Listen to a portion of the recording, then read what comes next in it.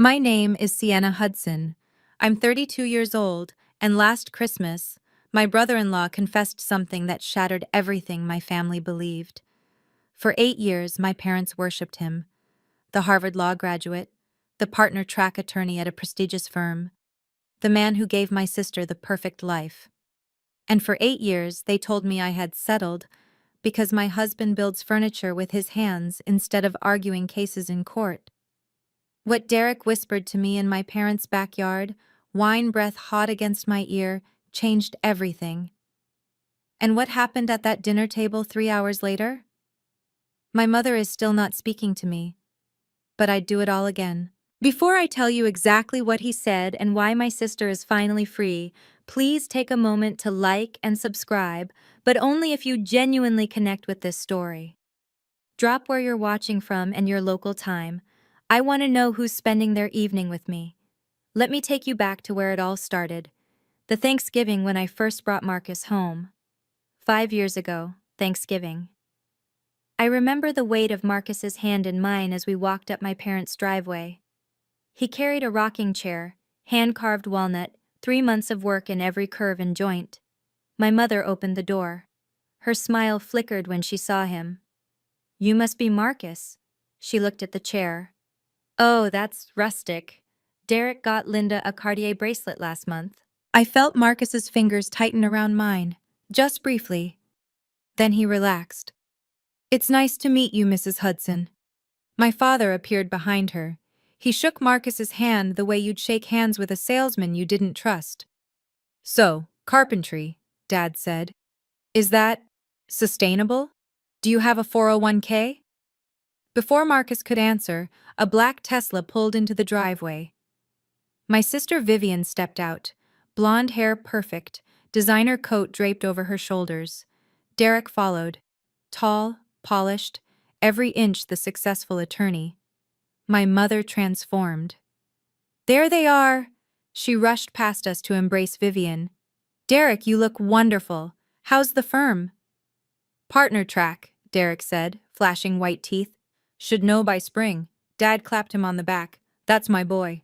I watched Marcus set the rocking chair in the corner of the living room. No one mentioned it again that night. But here's the thing. 5 years later, that chair sits in my mother's reading nook. She uses it every single day. She's never once admitted it's the most beautiful piece of furniture in her house. That Thanksgiving was the first time I saw the pattern. I just didn't know how deep it went, or how much it would cost us all to finally break it. 2 weeks before last Christmas, I was in our kitchen, phone pressed to my ear, watching Marcus sand a tabletop in his workshop through the window. "Did you hear?" My mother's voice crackled with excitement. "Vivian and Derek just bought a house in Brookline. 4 bedrooms, a pool."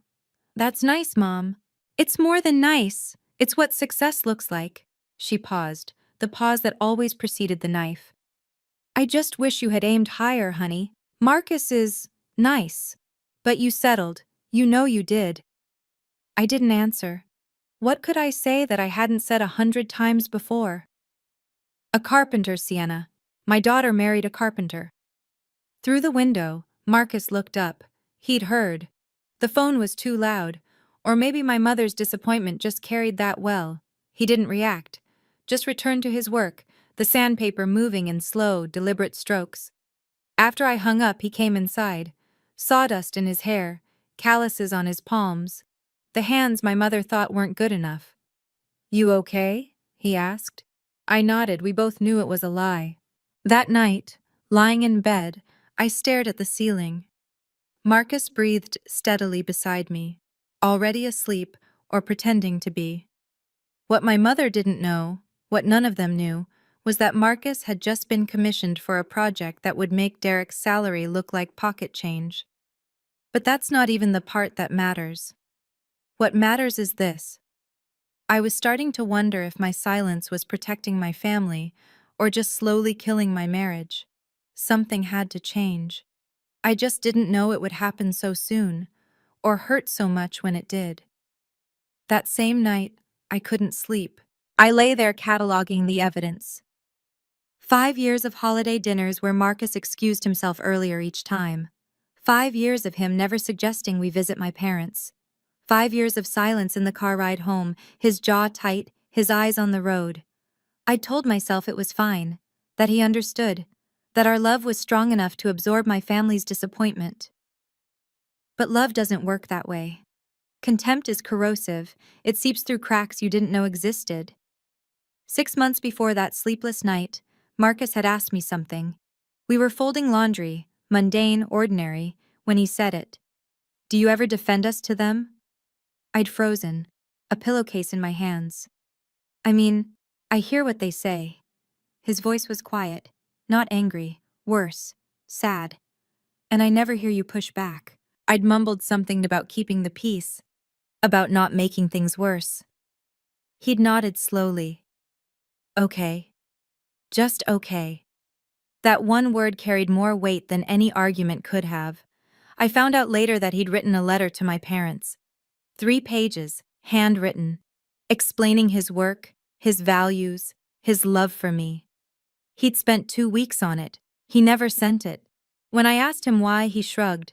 "What's the point? They've already decided who I am."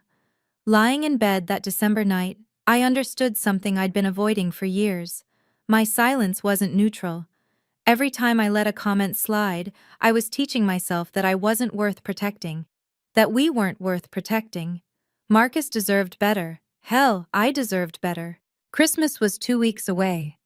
My parents expected us at their house, same as always. This year would be different. I just didn't know how different. The next day at work, I sat across from a patient named Julie, 28 years old, trapped in a relationship with a man who criticized everything she did. "He says I'm too sensitive," Julie said, twisting a tissue in her hands. "That I can't take a joke." I leaned forward. "When you stay silent about mistreatment, you teach yourself that you're not worth protecting." The words left my mouth, and something clicked, like hearing your own voice on a recording and not recognizing it. I was giving advice I couldn't follow. After the session, Dr. Eleanor Webb called me into her office. She was 58, silver-haired, and had been my mentor since my residency. "Sienna, I have good news," she smiled. "Your research on coercive control patterns, it's been selected. You're presenting at the March conference." What? "Don't look so surprised. You're one of our best. The board agrees."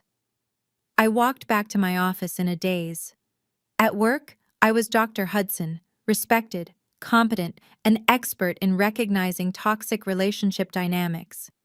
At my parents' house, I became someone smaller, someone who let her husband be insulted and said nothing. The disconnect was staggering. Dr. Webb had mentioned something else, almost in passing. A high-profile client seeking private consultation, someone going through a difficult situation. She'd given me the file to review. I didn't think much of it then. I would later. That evening, I made a decision. This Christmas, I wouldn't stay silent. I wouldn't swallow the comments and pretend they didn't sting. I had no idea that my small act of courage would collide with something much bigger. Secrets that had been festering in my sister's perfect house for years. But I'm getting ahead of myself. December 24th, 4:47 p.m. Marcus and I pulled into my parents' driveway. Christmas lights wound around the porch railings. A wreath hung on the red front door, picture perfect, as always. "You ready?" Marcus asked. "No, you?" "Never am." He grabbed the gift bag from the back seat, a jewelry box he'd carved from reclaimed oak, mother of pearl inlay. 20 hours of work. I took his hand. "Whatever happens tonight, I'm on your side." He looked at me. Something shifted in his eyes. Surprise, maybe. Hope. "Okay," he said softly. Inside, the house smelled like pine and roasting turkey. My father sat in his armchair. My mother fussed with place settings. And there, arranged on the sofa like a magazine spread, were Vivian and Derek. My sister wore cream cashmere, diamond studs. Her smile was perfect, and somehow wrong, like a painting hung slightly off-center. Derek rose to greet us. Tall, confident, every hair in place. Little sister. He pulled me into a hug I didn't want. Still saving the crazies? My mother laughed. Derek, don't be mean. But she was smiling. Marcus extended his hand. Derek shook it briefly, the way you'd handle something unclean. Marcus, good to see you, buddy. Buddy. Like they were friends, like there wasn't 5 years of contempt in that handshake. I turned to Vivian. We hugged. Her arms wrapped around me, quick, mechanical. When I pulled back, her eyes darted away. She was thinner, much thinner than Thanksgiving. And there on her wrist, partially hidden by a gold bracelet, was that a bruise? Before I could look closer, she turned away. I'll help Mom in the kitchen, she said. Something cold settled in my stomach, something I couldn't name yet. Dinner started at 6. The turkey was perfect. The conversation was a minefield. Derek won a huge case last month, my mother announced, passing the gravy. It was in the Boston Globe. Did you see it, Sienna? I didn't. You should have. Very impressive. She beamed at Derek. Tell them about it. Derek launched into a story about corporate litigation. Words like precedent and settlement floated across the table. My father nodded along, rapt. When Derek finished, Dad turned to Marcus. So, Marcus, business good? People still buying wood things? Marcus set down his fork. Custom furniture. Yes, business is great. Custom furniture. Derek swirled his wine. Must be nice. No deadlines, no pressure. Just sanding. There's pressure, Marcus said evenly. Different kind. Sure. Derek's smile didn't reach his eyes. I watched Vivian across the table. She'd cut her food into tiny pieces but hadn't eaten a bite. Her fork pushed the same sliver of turkey around her plate. Vivian, honey, you're so thin. My mother frowned. Derek, you need to feed your wife better. She's on a diet, Derek said. Wants to look good for New Year's.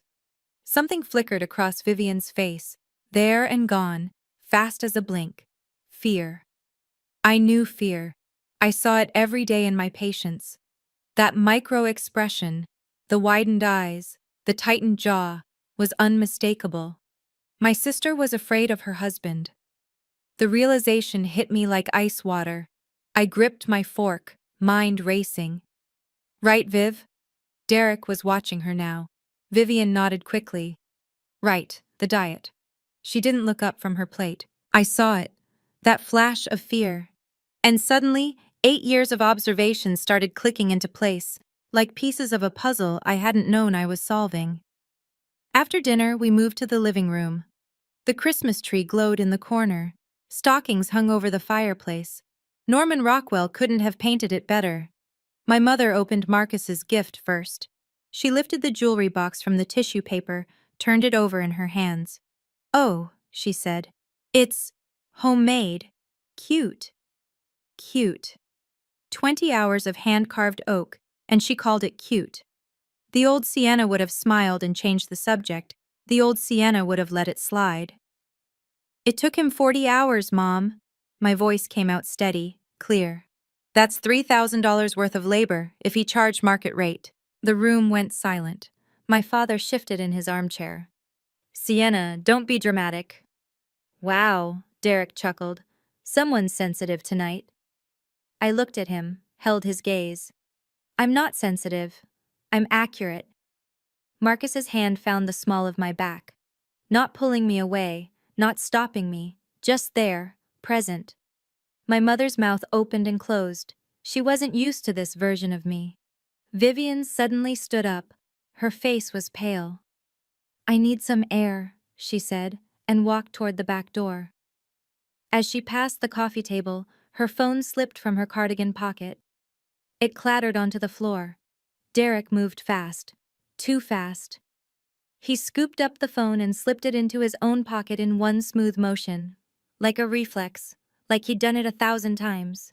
Vivian didn't protest. She didn't even look back. She just walked outside into the cold December night, shoulders hunched like she was carrying something heavy. I watched Derek pat his pocket where her phone now rested, and I thought, what kind of husband confiscates his wife's phone? The kind I was beginning to recognize. Okay, I need to pause here for a second. If you've ever sat at a family dinner feeling invisible while someone else got all the praise, I see you. I really do. Comment below and tell me. Have you ever had a moment where you finally spoke up? What happened? And hey, if you're still with me, that subscribe button is right there. Hit it. I promise this story is about to get wild. Now, where was I? Right. My sister had just walked out into the cold, and I was starting to see things I'd missed for years. I found Vivian in the backyard, standing near the old oak tree. Christmas lights from the neighbor's house cast colored shadows across the snow. Her shoulders were shaking. Viv? She spun around, wiping her face quickly. I'm fine, just cold. I stepped closer. The bruise on her wrist was more visible now. Purple-green, days old. Before I could say anything, my phone buzzed in my pocket. A text from an unknown number. I can't do this anymore. I need to tell someone. Can we talk? D. I stared at the screen. D? I didn't know anyone who'd text me like this. Probably spam. I was about to delete it when Vivian touched my arm. We should go back inside. Her voice was flat, rehearsed. Derek will wonder where I am. Will wonder. Not might. Will. Like she knew exactly how he'd react. Like she'd learned to predict his moods the way you predict weather. Vivian, are you okay? Really? She looked at me then. For one moment her mask slipped. I saw exhaustion, fear, a desperate silent plea. Then it was gone.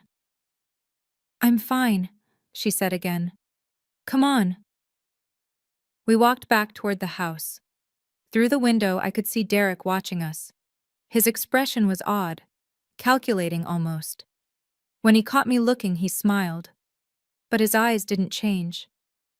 That text sat in my phone like a splinter. Unknown number. Someone wanting to confess something. The initial D. It wasn't until later that I realized Derek's number wasn't in my contacts. We'd never exchanged phones, and that message, I need to tell someone, hadn't been meant for me at all. He'd sent it to the wrong number. I just didn't know whose number he'd meant to reach. Inside, new guests had arrived. Rachel Nguyen stood in the foyer, unwinding a scarf from her neck. She'd been Vivian's best friend since college. Though now that I thought about it, I hadn't seen them together in years. Rachel hugged Vivian for a long time, too long. When they separated, she whispered something in my sister's ear. Vivian nodded once, quickly, then pulled away. I watched Rachel watching Vivian walk back to Derek's side. Something like pain flickered across Rachel's face. She noticed me looking. Our eyes met. Sienna, can I talk to you for a second? We stepped into the hallway, away from the others. Rachel glanced toward the living room, then back at me. How is she? Her voice was low, urgent. Really? I don't know. She won't talk to me. Rachel's jaw tightened. She seemed to be wrestling with something. She called me, she finally said. 6 months ago, middle of the night. Rachel stopped, swallowed. She wanted to leave, but then she called back the next morning and said it was nothing. Leave what? Rachel didn't answer. Her eyes drifted toward Derek, who was laughing at something my father said. I work at the courthouse, she said quietly. I shouldn't be telling you this. Telling me what? She hesitated. Then, a report was filed, then withdrawn, the next day. The blood drained from my face. What kind of report? Rachel shook her head. I can't say more. I could lose my job. She gripped my arm. But if you see something tonight, anything, please don't ignore it. She won't save herself. Then she walked away, leaving me alone in the hallway with a terrible suspicion crystallizing into certainty. My sister had tried to get help, and no one knew, not even me. By 10 o'clock, the wine bottles were mostly empty. Derek had switched to whiskey. His cheeks were flushed, his voice louder. The polished mask was slipping. "You know what Marcus should do?" Derek leaned back on the sofa, glass dangling from his fingers. "Start a YouTube channel. How to make stuff nobody needs." My father laughed. Actually laughed. My mother smiled apologetically. "Derek, stop." But there was no force behind it. Derek wasn't stopping. I mean, seriously, in this economy, making little wooden boxes? He gestured at the jewelry box, still sitting on the coffee table. "That's not a career. That's a hobby." Marcus said nothing. His face was carefully blank. "Derek." I kept my voice level. "Marcus runs a successful business." "Oh, honey," my mother sighed. "We've seen your apartment. If that's success..." "Let's be real here." Derek drained his whiskey. "My watch cost more than his truck." He held up his wrist. A Rolex glinted in the lamplight. The room fell silent. Everyone's eyes moved to Marcus. He stood up slowly, no anger on his face, just a tired kind of resignation I'd seen too many times. "I think I'll get some air," he said. He walked past me, past my parents, past Derek's smirk. At the hallway, he paused, just for a second. I saw his shoulders drop, a small collapse, barely visible. In 5 years, I'd never seen Marcus look defeated. Until now. Something broke inside me, some last thread of patience, of keeping the peace, of maybe next time will be different. I looked at Derek, at my father, still chuckling, at my mother, who wouldn't meet my eyes, and I thought, no more, not tonight, not ever again. I didn't know I was about to tear my family apart.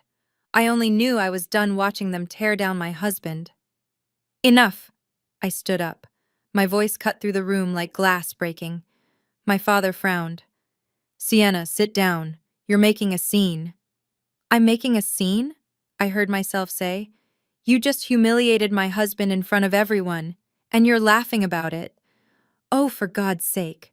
My mother pressed her fingers to her temples. "We're just worried about you. Derek and Vivian have a beautiful life.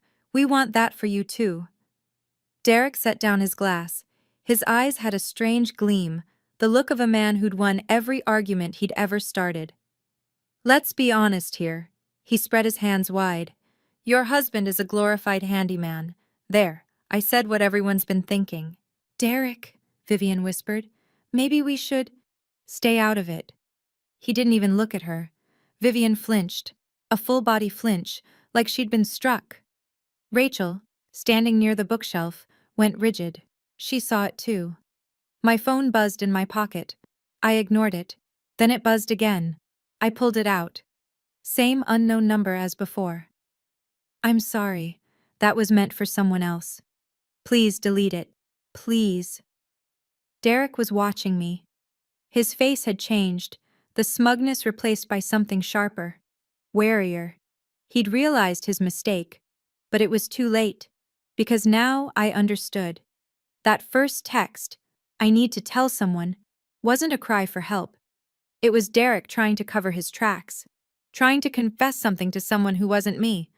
The wine was making him sloppy. The secrets were piling up, and whatever he was hiding, it was big enough to text a stranger about in desperation.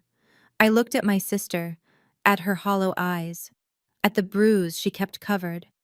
I looked at Derek, sweating now despite the cold. Tonight, something was going to break. I went outside to find Marcus. He was standing at the edge of the patio, breath fogging in the December air. "Hey." I touched his shoulder. "I'm sorry, I should have..." "Don't." He shook his head. "Don't apologize for them." Before I could respond, footsteps crunched on the frozen grass behind us. "Sienna." Derek's voice was different now, softer, almost slurred. "Can I talk to you? Alone?" Marcus tensed beside me. "It's fine," I said. "Go inside. Get warm. I'll be right there." He hesitated, then nodded. As he passed Derek, the two men's eyes met. Something unspoken passed between them, Hostility, maybe, or warning. Then Marcus was gone, and I was alone with my brother-in-law in the shadows. Derek moved closer. I could smell the whiskey on his breath. You think you have it bad? His laugh was hollow. You think your parents are hard on you? What do you want, Derek? Your sister. He swayed slightly. Your perfect, beautiful sister. You know what she does every night? I stayed silent. She checks my phone, goes through my emails, times how long I'm in the bathroom. He jabbed a finger at his chest. I'm the prisoner, not her, me. Derek, what exactly are you saying? Everyone thinks I'm the bad guy. His voice cracked. But you don't know. You have no idea what it's like living with her. I studied his face. The red-rimmed eyes, the performative pain. Something about his words felt rehearsed, like lines he'd practiced. I'd heard this speech before, not from victims, from abusers. You're a therapist, right? He stepped closer. Then you know. Some victims aren't who you think. His hand gripped my arm, too tight. And I realized Derek wasn't confessing. He was manipulating, just like he manipulated everyone else, including my sister. I didn't pull away. Years of training had taught me to keep my face neutral, my body still. Let them talk. Let them reveal themselves. She's the controlling one, Derek continued, his grip loosening. She decides where we eat, who we see, what I wear to work. That must be difficult, I said carefully. You have no idea. He ran a hand through his hair. That report Rachel mentioned? Vivian filed it against me. But it was all lies. She hit herself, bruised herself. I swear to God. The words hung in the cold air between us. I'd seen this pattern dozens of times in my work. Darvo, deny, attack, reverse victim and offender, textbook narcissistic manipulation. Derek, I kept my voice calm. Who controls the bank accounts? He blinked. What? You said Vivian controls everything. The money, the schedule. But whose name is on the bank accounts? His mouth opened, closed, opened again. That's different. I manage our finances because I'm better with... Does Vivian have her own credit card? She doesn't need... Can she spend money without telling you first? Silence. I'm a trauma specialist, Derek. I stepped back, out of his reach. I've heard this speech 100 times, from the abuser, never from the victim. His face changed. The wounded husband mask crumbled. Underneath was something harder, colder. You don't know what you're talking about. I know exactly what I'm talking about. Vivian was an architect, a good one. Why did she quit? Nothing. Did you tell her to quit? Or did you make it impossible for her to keep working? She chose to stay home. Derek's voice rose sharply. I gave her everything. The shout echoed across the yard, loud enough to carry through the windows, loud enough for everyone inside to hear. The back door swung open. Vivian stood in the doorway, backlit by the warm glow of the living room. Her face was pale as marble. Viv. Derek's voice shifted instantly, softening. Baby, we were just talking. She didn't look at him. Her eyes were fixed on me. I heard, she said quietly. I heard everything. Behind her I could see movement, my mother's worried face, my father standing, Rachel gripping the doorframe. Vivian, let's go inside. Derek moved toward her. You're misunderstanding. Don't. The word was small but sharp. Vivian took a step back. Don't touch me. For a moment, Derek's mask slipped entirely. I saw rage flash across his features, white-hot and terrifying. Then it was gone, replaced by confusion, concern, the performance of a loving husband. Honey, you're not well. You're tired. Let me... She's not tired. I moved to stand beside my sister. She's finally saying what she's wanted to say for years. My mother pushed through the door. What on earth is going on? Derek, Vivian, someone explain. Nothing's going on, Derek smiled, that practiced, charming smile. Sienna's just having one of her episodes, being dramatic. You know how she— 8 years. Vivian's voice cut through his like a blade. 8 years, I've pretended. The silence was absolute. Even the Christmas lights seemed to stop twinkling. Vivian, sweetheart. My mother reached for her. What are you talking about? My sister looked at our mother, at our father, at Derek, frozen mid-performance. Then she pulled up her sleeve. The bruise wasn't alone. There were others. Faded yellow, healing green, fresh purple. A timeline of pain written on her skin. My mother's hand flew to her mouth, and I thought, this is it. This is the moment everything changes. She did that to herself. Derek's voice was steady, but sweat beaded on his forehead. She's mentally unstable. I've been trying to get her help. He checks my phone.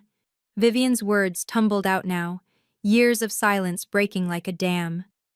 Every text, every call, every email. If I don't answer within 2 minutes, he calls until I do. Vivian, stop. Derek stepped forward. You don't know what you're saying. He controls all our money. I haven't had cash in 4 years. If I need groceries, he adds it to a list and has them delivered. So I can't go anywhere without him knowing. My mother swayed.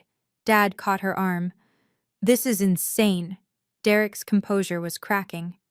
Linda, Robert, you know me. I would never. I haven't seen Rachel alone in 3 years. Vivian looked at her friend, tears streaming now. Because he said she was a bad influence. Because she asked too many questions. Rachel stepped forward, her voice shaking.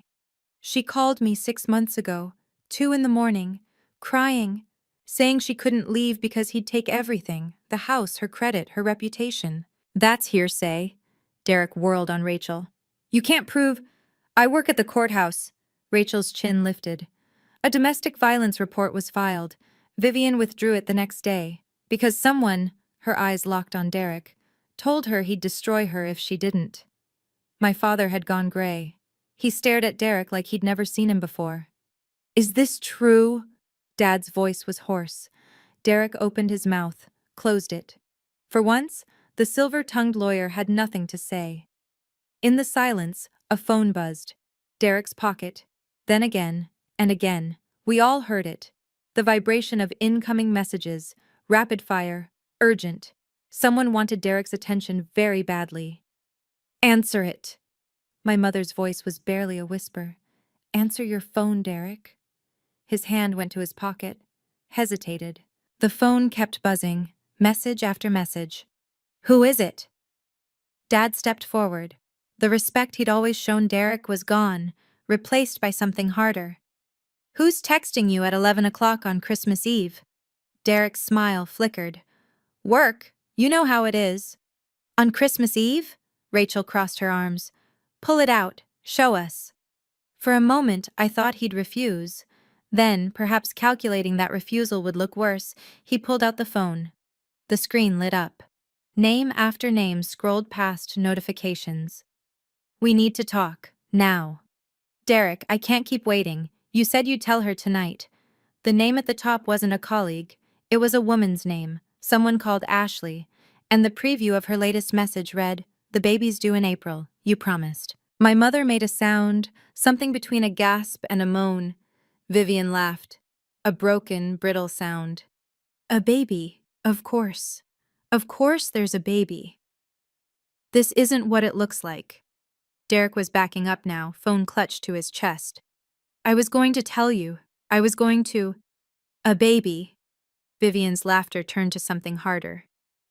8 years of controlling everything I do, everything I wear, everyone I see, and you were building another life the whole time. Vivian, please. My wife isn't mentally unstable. The words came from behind me, Marcus's voice, calm and certain. She's a licensed therapist specializing in trauma. And what you just described? What you tried to pull? It's called Darvo. She wrote a paper on it. Derek's eyes darted between us. Trapped. Finally trapped. And for the first time, I watched my parents see him clearly. If you're watching this and it hits close to home, first, I'm sending you all my strength. Second, I need to know. Team, finally speak up, or team, get out of there immediately. Drop your answer in the comments, and if you haven't already, please hit that like button. It genuinely helps more people find stories like this one. Now, let's see how this Christmas dinner ends, because trust me, the fallout was just beginning.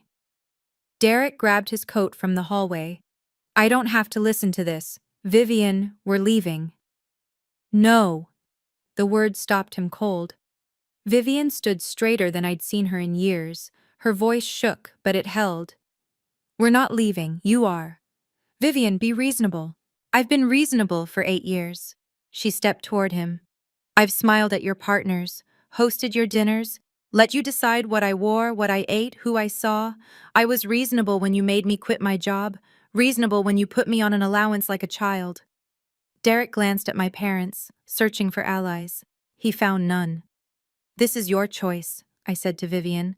Not loud, not dramatic, just clear. Whatever you want to do, we'll support you. Vivian looked at Rachel, at Marcus, at me, then at our parents, who stood frozen by the fireplace. I want out, she said. I've wanted out for 3 years. I just didn't think anyone would believe me. I believe you. My mother's voice cracked. She crossed the room and pulled Vivian into her arms. I believe you, baby. I'm so sorry. I'm so sorry. Rachel pulled out her phone. I know a family lawyer, one of the best. She owes me a favor. This is ridiculous. Derek was edging toward the door. You'll regret this, all of you. Do you have any idea what I can— Derek. My father stepped into his path. The man who'd clapped him on the back an hour ago now blocked his exit. Get out of my house, now, before I call the police. Derek's face contorted with rage, but he saw the room. He saw he'd lost. He grabbed his coat and slammed the door behind him. The silence that followed felt like breathing again. After Derek left, no one moved for a long moment. Then Vivian collapsed onto the sofa, shaking with sobs. Rachel sat beside her, rubbing her back, murmuring things I couldn't hear. I turned to my parents. My mother looked like she'd aged 10 years. My father stood by the window staring at nothing. I love you both. I kept my voice calm. But tonight needs to be the last time you compare my marriage to anyone else's. Mom looked up. Sienna, we didn't know. You didn't know about Derek. I cut her off gently. But you knew exactly what you were saying about Marcus. For 5 years you knew. Silence. We just wanted— My father's voice trailed off. We wanted you to have security. I have security. I glanced at Marcus, who stood quietly by the door. I have a man who builds things with his hands and has never once made me feel small. That's more than Derek ever gave Vivian. My mother covered her face. Her shoulders trembled. Every comparison, every joke at his expense, every time you called him the carpenter like it was an insult. I felt something release in my chest, years of swallowed words finally finding air. That ends tonight, or we stop coming. My father nodded slowly. For once, he didn't argue. Marcus walked over. His hand found mine. Vivian, he said softly. You're welcome to stay with us tonight, as long as you need. She looked up at him, this man my family had mocked for half a decade, the man offering her shelter when everything had shattered. Thank you, she whispered. As we gathered our coats, my mother caught my arm. Her eyes were red, her face raw. I'm sorry, she said. I'm so sorry. It was the first time in 32 years I'd heard her say those words. Our apartment was small. 2 bedrooms, a galley kitchen, furniture Marcus had built himself. Vivian stood in the doorway, looking around like she'd landed on another planet. Mom called this small, she said quietly. She doesn't know what she's talking about. I guided her to the sofa. Marcus brought blankets, then disappeared into the kitchen. The sound of the kettle filled the silence. Vivian pulled her knees to her chest. She looked young, fragile, nothing like the polished woman who'd sat in our parents' living room hours ago. 8 years, she said. I wasted 8 years. I sat beside her. You survived 8 years. That's different. I forgot what it felt like. She looked around at our living room, at the hand-carved bookshelves, the warm light. To feel safe in a room. Marcus returned with 3 cups of tea. He handed one to Vivian without fanfare, then settled into the armchair across from us. The guest room is ready, he said. Fresh sheets, extra blankets, stay as long as you need. Vivian stared at him. At this man our family had dismissed.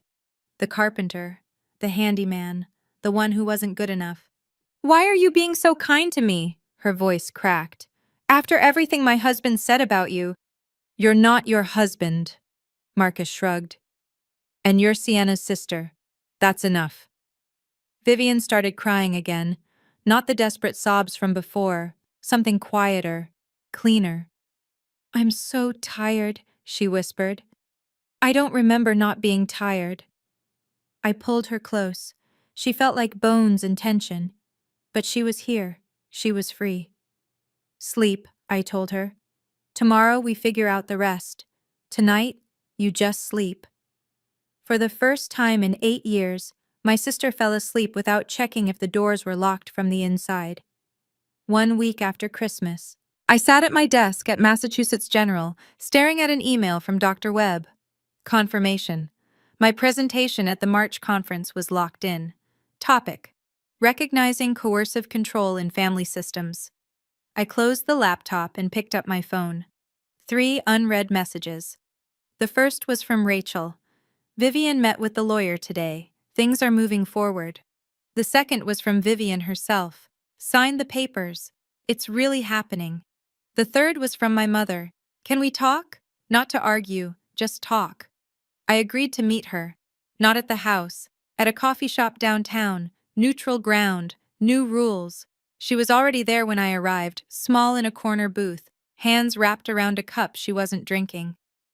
Thank you for coming, she said. I sat across from her, waited. I've been thinking about what you said. She stared at the table. About Marcus. About security. A long pause. Your father used to be a construction worker, before accounting, before me. I blinked. Dad never talked about his past. I pushed so hard because I was scared. She finally looked up. Scared you'd struggle like we did. Like I did, watching him come home exhausted every night. I understand, I said carefully. But fear doesn't excuse hurting us. I know. She reached into her purse and pulled out an envelope. I found this, years ago. In your car, actually, after one of your visits. I opened it. Inside was Marcus's letter. The one he'd written and never sent. 3 pages of careful handwriting explaining his work, his values, his love for me. You read this? I whispered. I read it. Tears slipped down her cheeks. I knew years ago who he really was. I was just too proud to admit I was wrong. February came cold and gray, but things were thawing everywhere that mattered. The rumors about Derek spread through Boston's legal circles like wildfire. Not because of us, we'd stayed silent. But Ashley, his mistress, hadn't. She was a paralegal at his firm, 26 years old, 4 months pregnant with his child. And when Derek tried to ghost her after Christmas, she went straight to HR. The investigation uncovered more. Complaints from female colleagues, inappropriate comments, a pattern of behavior that didn't look good for a partner-track attorney. Last I heard, Derek was on administrative leave. The partnership was off the table. His reputation, once bulletproof, had shattered. Vivian filed for divorce in January. The lawyer Rachel found was excellent, thorough, aggressive, compassionate. Derek tried to fight it, but with Rachel's testimony and the documented history, he didn't have much leverage. She moved out of our apartment in mid-February into her own place, smaller than the Brookline mansion, infinitely more hers. She'd started seeing a therapist, a colleague of mine, someone good, and she'd begun sketching again, architecture, buildings that existed only in her imagination for now. But she was creating again. That mattered. As for Marcus, the project he'd been working on, the one my mother called Wood Things, Turned out to be a commission for a boutique hotel chain. Custom furniture for 12 properties. The kind of contract that changed everything. I didn't tell my parents about the money. That wasn't the point. But when the first piece was featured in a design magazine, Dad saw it. He called Marcus directly for the first time in 5 years. "I saw the article," he said. "That credenza. It's really something." Marcus smiled when he told me about it later. Not triumphant, just settled. "He's trying," Marcus said. "That's enough for now." March, the conference. I stood at the podium, looking out at a sea of faces. Mental health professionals, researchers, advocates, people who spent their careers helping others recognize the invisible cages of coercive control. Today, I was one of them. Today, I wasn't the sister who stayed silent. "Coercive control often hides in plain sight," I said, my voice steady. "We see the perfect house, the successful spouse, the curated life. We don't see the person inside that life, slowly disappearing." In the third row, I spotted Marcus. Beside him sat Vivian, thinner but brighter-eyed than she'd been in years. And next to them, unexpected, impossible, sat my parents. I hadn't known they were coming. Mom had mentioned wanting to support me, but I'd assumed it was just words. Yet there they were, watching, listening. I continued the presentation. 30 minutes of data and case studies and recommendations. Professional, clinical, true. When I finished, the applause was warm. Dr. Webb found me afterward, beaming. "Outstanding work, Sienna, truly." But it was my father's face I watched.